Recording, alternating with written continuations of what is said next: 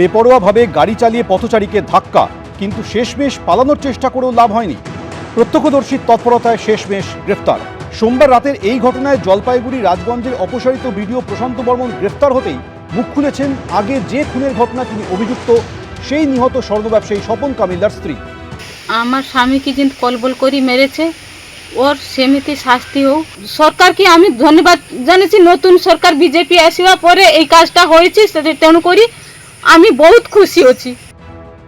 যদিও খুনের ঘটনায় নয়, সোমবার রাতে বেপরোয়া গাড়ি চালিয়ে ধাক্কা মারার ঘটনাতেই রাজগঞ্জের অপসারিত বিডিও প্রশান্ত বর্মনকে গ্রেফতার করে পুলিশ। কিন্তু এই গ্রেফতারির পরেই সামনে চলে এসেছে তার বিরুদ্ধে থাকা পুরনো অভিযোগ। 2025 সালের 30শে অক্টোবর দত্তাবাদে উদ্ধার হয় স্বর্ণ ব্যবসায়ী স্বপন কামিল্লার দেহ।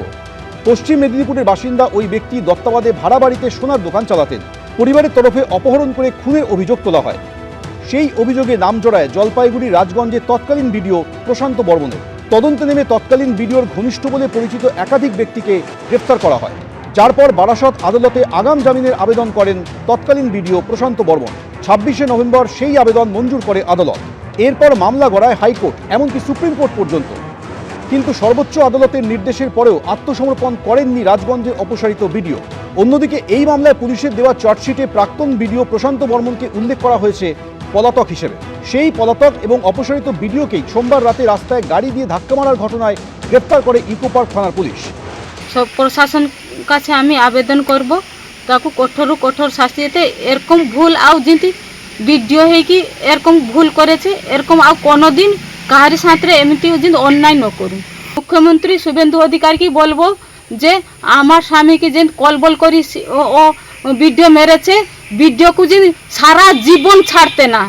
ইনি জলপাইগুড়ি রাজগঞ্জ বিধানসভার বাসিন্দা দিলীপ দাস। তিনিও অপসারিত বিডিওর গ্রেফতারিতে মুখ খুলেছেন।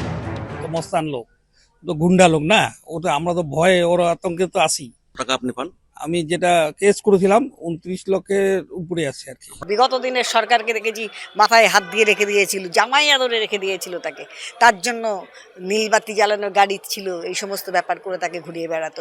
এখান থেকে পুরো কালেকশন করতো, পাঠিয়ে দিত ওখানে। এটাই তো ছিল ভিডিও। কি করে ভিডিও হয়েছে আপনারাও জানেন, আমরাও জানি। যখন হয়েছে পূর্ণ তদন্ত হবে এবং উপযুক্ত ব্যবস্থাও নেওয়া হবে, আমার এইটুকুই মনে হয়। যদিও বেপরোয়া গাড়ি চালিয়ে পথচারীকে ধাক্কা মারার ঘটনায় অপসারিত বিডিও প্রশান্ত বর্মনকে গ্রেফতার করেছিল পুলিশ, এদিন বারাসত আদালতে তাকে তোলা হলে জামিন দেন বিচারক। এখানেই আইনজ্ঞ মহলের একাংশের বক্তব্য, পুলিশের সামনে সুবর্ণ সুযোগ এসেছিল প্রশান্ত বর্মনকে স্বর্ণ ব্যবসায়ী খুনের মামলায় গ্রেফতার করার। কারণ খুনের মামলায় চলতি বছরে 31শে জানুয়ারিতে দায়ের করা চার্জশিটে বলা হয়েছিল গ্রেফতারি পরোয়ানা জারি করে তল্লাশি চালানো হলেও তাকে পাওয়া যায়নি। এরপর চার্জশিটে বলা হয় পরে কোনো সূত্র বা প্রমাণ পাওয়া গেলে মামলা নতুন করে খোলা হবে এবং সাপ্লিমেন্টারি চার্জশিট দেওয়া হবে। ফলে এখানেই প্রশ্ন উঠছে, এবার হাতে পেয়েও কেন ছেড়ে দেওয়া হলো অভিযুক্ত প্রশান্ত বর্মনকে? অন্যদিকে আরেকটি মহলের আবার বক্তব্য, তৃণমূল সরকারের আমলে দায়ের চার্জশিটে প্রশান্ত বর্মনের নামই রাখা হয়নি। 5 জনের নাম চার্জশিটে থাকলেও তার নামই ছিল না। ফলে প্রশ্ন উঠছে, চার্জশিটে নাম না থাকলে কি করে খুনের মামলায় প্রশান্ত বর্মনকে গ্রেফতার করা যেত? তাই আগের সরকারের আমলে পুলিশের ওই পদক্ষেপ ঘিরেই এখন প্রশ্ন উঠছে। রঞ্জিত সাউ, মৈত্রকুট চক্রবর্তী, সৌমিত্র রায়, এবিপি আনন্দ। এবিপি আনন্দ, এগিয়ে থাকে, এগিয়ে রাখে।